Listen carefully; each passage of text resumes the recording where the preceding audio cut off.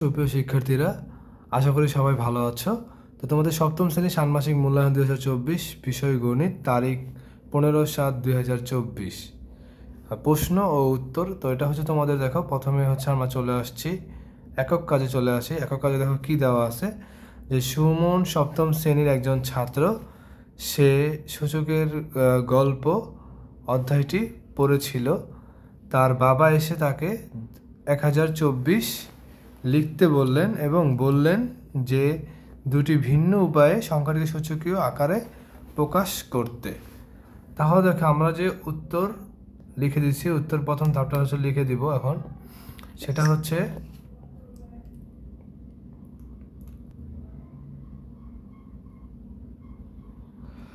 1024কে সূচকীয় আকারে প্রকাশ করার প্রথম উপায়। দেখো আমরা 1024কে প্রথমে হচ্ছে আমরা কি করেছি, এইভাবে হচ্ছে তোমরা সার্কেল আঁকে, যেমন সেই যে আমি এখানে লিখে দেখাই যে এইভাবে হচ্ছে শুরুটা করেছিলাম যে 1024। তো এইভাবে হচ্ছে শুরু করে নিচে হচ্ছে নাম্বার, দেখো আমি লিখে দিয়েছি এখানে। তো এইভাবে হচ্ছে তোমরা এইভাবে ভাগ করে 2 দিয়ে ভাগ করে চলে যাবে নিচে। তো এইভাবে গেলেই হচ্ছে এখানে এটা হয়ে যাবে। তারপর দেখো প্রথমে হচ্ছে আমরা 1024কে 2 দিয়ে ভাগ করছি, সেখানে হচ্ছে আসছে কত, 512। তারপর দেখো সেখানে আমরা 512কে আবার 2 দিয়ে ভাগ করছি, সেটা হয়েছে 256। তারপর আমরা 256কে 2 দিয়ে ভাগ করছি, সেটা হয়েছে 128। তারপর আমরা 64কে 2 দিয়ে ভাগ করেছি, সেটা হয়েছে 32, এবং 32কে 2 দিয়ে ভাগ করেছি, সেটা হচ্ছে 16। 16কে 2 দিয়ে ভাগ করেছি, সেটা হচ্ছে 8। তারপর দেখো 8কে 2 দিয়ে ভাগ করছি, সেটা হচ্ছে 4। 4কে 2 দিয়ে ভাগ করলে হচ্ছে 2। তো এটা হচ্ছে আমাদের বের হয়ে গেল 1024-এর যেই মান, সেটা দেখো কয়টা 2, 1টা 2টা 3টা 4টা 5টা 6টা 7টা 8টা 9টা 10টা। তো 10টা 2 হচ্ছে আমি এখানে লিখে দিলাম, 10টা 2 সিরিয়ালে লিখবা। তারপর দেখো এখানে আমি কি লিখেছি, এখানে হচ্ছে 10-এর উপর 2-এর উপর 10 লিখবা, পাওয়ার 10। তার মানে হচ্ছে 2 কটা, এখানে 10টা, তার জন্য 2 লিখে তারপর হচ্ছে পাওয়ার 10 লিখে দিবা। তো এই হচ্ছে তোমাদের প্রথম এটা হয়ে গেল। তারপর আসি আমরা হচ্ছে দ্বিতীয় ধাপে। তো দ্বিতীয় ধাপে দেখো 1024কে সূচক আকারে প্রকাশ করা দ্বিতীয় ধাপ। তো দ্বিতীয় ধাপটা কি ছিল দেখো, 1024কে এখন ভাগ করে 2 দিয়ে আমরা করেছিলাম না, ওটা লিখবা 2 গুণ 512। তারপর দেখো আমরা হচ্ছে 2 গুণ 2 লিখবো হচ্ছে এটার অর্ধেক কত, মানে এবার এই 2 দিয়ে হচ্ছে এটাকে ভাগ করে কত হয়, 256। তারপর দেখো 2 গুণ 2 সমান কয়টা 2 হয় এখানে, তা 2টা 2, তার মধ্যে 2 পাওয়ার 2।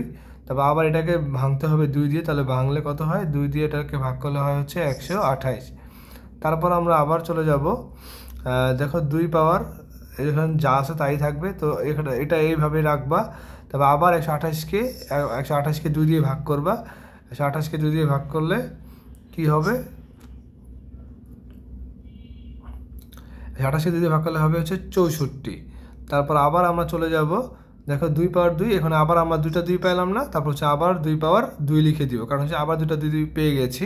তারপর আবার হচ্ছে 64কে 2 দিয়ে ভাগ করবো, সেটা হয়ে যাবে কত, 32। তারপর আমরা চলে আসি, তারপর চলে আসলে দেখো কি হয়।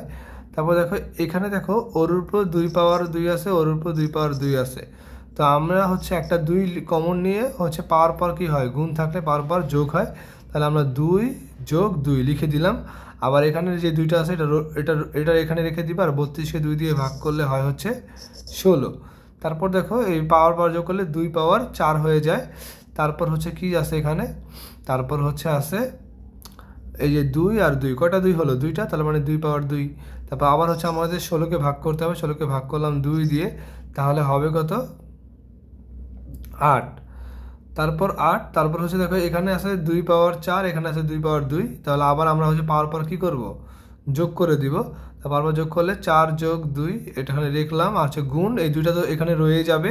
আবার 8কে হচ্ছে 2 দিয়ে ভাগ করতে হবে, তাহলে 8কে 2 দিয়ে ভাগ করলে হয় 4। তারপর দেখো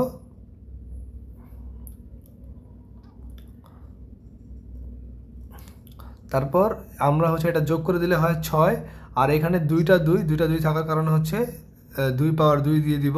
তারপর গুণ, এই 4কে হচ্ছে আবার 2 দিয়ে ভাগ করতে হবে, তা 2 গুণ 2, ঠিক আছে। তারপর দেখো এখানে দেখো একটা পাওয়ার 2টা পাওয়ার হয়েছে না, তাই 2টা পাওয়ার হচ্ছে আমরা যোগ করে দিব, যেহেতু গুণ আছে। তো 2 পাওয়ার 6 যোগ পাওয়ার 2 গুণ, এখানে হচ্ছে 2টা 2, তার হচ্ছে 2টা 2, এভাবে লিখে দিবা। তাহলে দেখো 2-এর উপরে হচ্ছে এই দুইটা যোগ করলে কত হয়, 6 আর 2 8, আর গুণ এখানে আবার দেখো 2-এর উপরে পাওয়ার আছে 2, তাহলে দেখো আবার দুজনের উপরে কি আছে, পাওয়ার আছে না। তো এই জন্য হচ্ছে এই দুইটা হচ্ছে আমরা কি করবো, এখন এই দুইটারও হচ্ছে পাওয়ার আমরা যোগ করব, ঠিক আছে। তারপর দেখো এই যে 2 পাওয়ার 8, 2 পাওয়ার 8 যোগ 2 লিখলে কত হয়, যোগ করলে কত হয় 10। তো আমরা অ্যান্সারটা পেয়ে গেলাম। তারপর দেখো এটা হচ্ছে তাহলে প্রথম ধাপ শেষ, এবং হচ্ছে আমাদের দ্বিতীয় ধাপের উত্তরও শেষ হয়ে গেল, ঠিক আছে। তারপর আমরা চলে আসি কাজ 2-এ। দেখো কাজ 2-এ কি দিয়েছে, এখানে কাজ 2-এ দিয়েছে সুমন সাহেবের 2048 বর্গ সেন্টিমিটার একটি আয়তাকার জমি আছে। তিনি এ জমিতে ফলের বাগান করতে চান। এজন্য তিনি জমিতে অনুরূপ দাগ টানেন। সর্বোচ্চ কতবার দাগ টানতে পারবেন যাতে দাগকৃত প্রতিটি অংশের ক্ষেত্রফল 2 বর্গ সেন্টিমিটার এর কম না হয়। তারপর দেখো যে এটা হচ্ছে তোমার এইভাবে, এই যে বক্সটা, যে প্রথম বক্সটা যেভাবে আঁকবা, দ্বিতীয় বক্সটা সেম আঁকবা, তৃতীয় বক্সটা সেম আঁকবা, ঠিক আছে। প্রথম বক্সকে আমরা 2 ভাগে দেখো ভাগ করছি, যে 2 ভাগে, যেভাবে 2 ভাগে ভাগ করবা, পরবর্তী বক্সকেও সেম এইভাবে তো একটা ভাগ করছো, এটাকে আবার 2 ভাগে ভাগ করা যায়। তো প্রথমে হচ্ছে এইভাবে একটা ভাগ করো, পরে হচ্ছে এইভাবে, ঠিক আছে। বক্সগুলো যাতে হচ্ছে সবগুলোই কি হয়, সমান হয়, ঠিক আছে, যাতে হচ্ছে তিনটাই সমান হয়।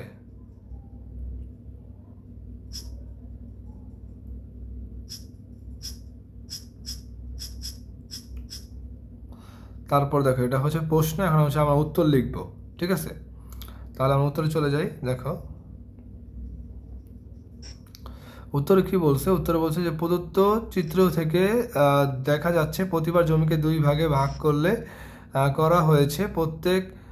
প্রত্যেকবার দাগ দেওয়ার পর প্রান্ত ভাগফলকে 2 দিয়ে ভাগ করলে অংশের ক্ষেত্রফল পাওয়া যাবে, মানে 2 অংশের ক্ষেত্রফল পাওয়া যাবে। তবে হচ্ছে আমরা সবগুলোকে ভাগ করবো। দেখো প্রথম দাগের পর প্রতিটি অংশের ক্ষেত্রফল, কত, দেখো আমাদের শুরু হয়েছিল কত দিয়ে, 1024, 24 2 দিয়ে ভাগ করলে 512 হবে। এরপর আবার 500, আর 512কে ভাগ করবো 2 দিয়ে, তাহলে হবে কত, 256, তৃতীয় ধাপ। তারপর দেখো তৃতীয় ধাপ, এইভাবে হচ্ছে সবগুলো ধাপ বাই করবো। তৃতীয় ধাপ দেখো কি আছে, তৃতীয় ধাপ আছে হচ্ছে তৃতীয় দাগের পর আবার হচ্ছে 256কে ভাগ করবো 2 দিয়ে, 128 বের হবে। তারপর আমরা আবার চলে যাই চতুর্থ ধাপের মধ্যে দেখো চতুর্থ দাগের পর হচ্ছে 128কে তুমি 2 দিয়ে ভাগ করবা, হয়ে যাবে কত, 64। পরে আবার তুমি পঞ্চম দাগের পর 64কে আবার 2 দিয়ে ভাগ করো, তাহলে বের হবে কত, 32। তারপর চলে যাব হচ্ছে আমরা ষষ্ঠ দাগের হচ্ছে 32-এ 2 দিয়ে ভাগ করলে আমরা পেয়ে যাব হচ্ছে 16। তাহলে সপ্তম দাগে হচ্ছে আমরা কি করবো, সপ্তম দাগে আমরা হচ্ছে 16কে 2 দিয়ে ভাগ করবো, তাহলে আমরা পেয়ে যাব 8। তারপর আমরা অষ্টম দাগের পর প্রতিটা অংশের ক্ষেত্রফল পেয়ে যাব, 8কে আবার 2 দিয়ে ভাগ করতে হবে, তাহলে আমরা পেয়ে যাব 4। পরে নবম পদে হচ্ছে আমাদের 4কে 2 দিয়ে ভাগ করতে হবে, তাহলে আমরা পেয়ে যাব 2। আর দশম দাগের পর প্রতিটি অংশের ক্ষেত্রফল 2/2, এখানে হচ্ছে 1 বর্গ সেন্টিমিটার হয়, যা হচ্ছে 2 বর্গ সেন্টিমিটার থেকে কম হয়ে গেছে, তাই হচ্ছে সুতরাং মোট 9 বার দাগ টানতে হবে, ঠিক আছে। এটা হচ্ছে তোমাদের উত্তর। তো এই হচ্ছে তোমাদের কাজ 1 একক কাজের উত্তর, এবং হচ্ছে এটা হচ্ছে কাজ 2-এর একক কাজের উত্তর। তো এই হচ্ছে তোমাদের উত্তর। তো আশা করি তোমরা বুঝতে পেরেছো। তারপর পরবর্তীতে চলে আসি আমরা। দেখো এটা সূচকের অধ্যায় যেহেতু, তো সূচক থেকে তোমাদের অনেক কোশ্চেনই আসতে পারে, সেই জন্য হচ্ছে এটা করা। দেখো নিচের সূচকগুলো নির্ণয় করতে বলছে, তো নির্ণয় করবা। কৌমিক কি বলছে এখানে, কৌমিক তবে সূচকের গুণাকার এবং হচ্ছে সূচকের আকার। তাই দেখো এই জায়গায় 8 উপরে হচ্ছে 14 পাওয়ার আছে, আবার 8-এর উপর 14 পাওয়ার আছে, এবং 8-এর উপর 14 পাওয়ার আছে, 8-এর উপর 14 পাওয়ার আছে। তো দেখো এটা আমরা কীভাবে লিখতে পারি, এটা হচ্ছে আমি এইভাবে লিখতে পারি না। 8 দেখো তো 14 কত, 28, আবার হচ্ছে 14, আবার 14, তাহলে 28, তাহলে 28 যোগ 28 কত হয়, 28 যোগ 28 কত, 8 8 16 6, হাতে থাকে 1 2 2 4 আর 1 5, তাহলে আমরা 8-এর উপরে কত লিখবো, 56 লিখবো। 8-এর উপরে পাওয়ার 56, ঠিক আছে। তো 8-এর উপরে পাওয়ার 56 লিখলাম। তারপর দেখো স্যার এখানে কয়টা 6 আছে, এখানে দেখো 1টা 2টা 3টা 4টা 5টা 6টা 7টা 8টা 9টা 10টা 11টা। তো 11টা 6 আছে। আচ্ছা আগে হচ্ছে আমরা 11টা আগে 6টা লিখে নিই, 6 লিখলাম। তাহলে দেখো এখানে 2 আছে, তার মানে হচ্ছে 11টা, তার মানে 11 দুগুণে কত হয় 22। তো আমরা হচ্ছে পাওয়ার 22 লিখে দিলাম, ঠিক আছে। তারপর দেখো স্যার 3 নাম্বার আছে হচ্ছে একটা পাওয়ারের উপর আছে 3, 14 পাওয়ারের উপর আছে 3, আবার হচ্ছে আরেকটা 14 পাওয়ার আছে 3। তো আমরা হচ্ছে এখানে 14টা লিখবো আগে। তারপর দেখো কি আছে পাওয়ার 3, তার মানে হচ্ছে যোগ করলে কত হয় 6, পাওয়ার 6। তারপর দেখো 4 নাম্বার আছে 18-এর উপরে আছে প্রথমে 9, 18-এর উপর 9, 18-এর উপর 9, 18-এর উপর 9। তো আমরা হচ্ছে একটা 18 লিখবো এখানে।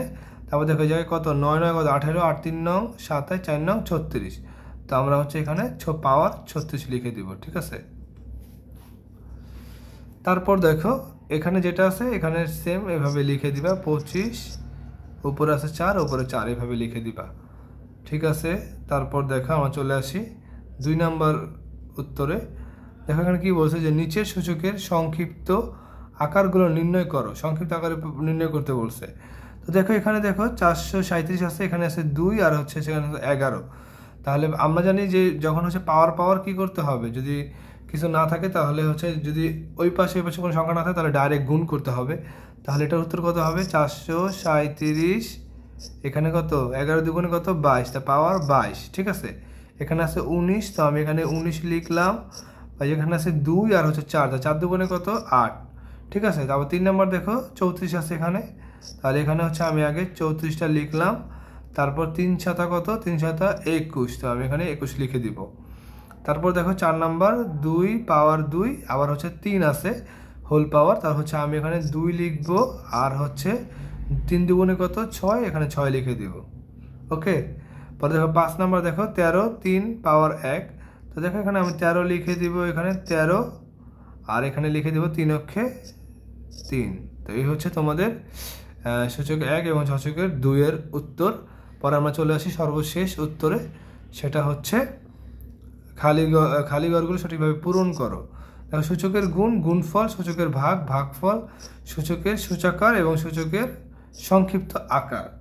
তাহলে দেখো এখানে আছে 8, উপরে কত আছে পাওয়ার 14 আছে, তার মানে হচ্ছে এখানে 5 দেওয়া আছে, নাই কত এখানে, তাহলে কত হবে, কত হলে 14 হয়, 14 থেকে যদি আমি 5 বাদ দিই কত হয় 9 হয়, তাহলে 9 হয়। তো আমি এখানে হচ্ছে 9 লিখে দিলাম, 9 যেহেতু হয় তাহলে আমরা কি লিখবো এখানে 9 লিখে দিব, তাহলে এটার উত্তর হয়ে গেল। তারপর দেখো এখানে হচ্ছে কত 21 দিয়েছে 21, তাহলে 21, এখানে আছে 58। তো এখানে দেখো ভাগ মানে কি পাওয়ার পর বিয়োগ হয়, পাওয়ার পর কত হয় বিয়োগ। তাহলে দেখো এই যেখানে যদি 8 থেকে 1 চলে গেলে কত থাকে 7 থাকে, আর হচ্ছে 5 থেকে 2 গেলে কত থাকে 3, তার মানে হচ্ছে এখানে হবে হচ্ছে 37, এখানে কত হবে 37 হবে।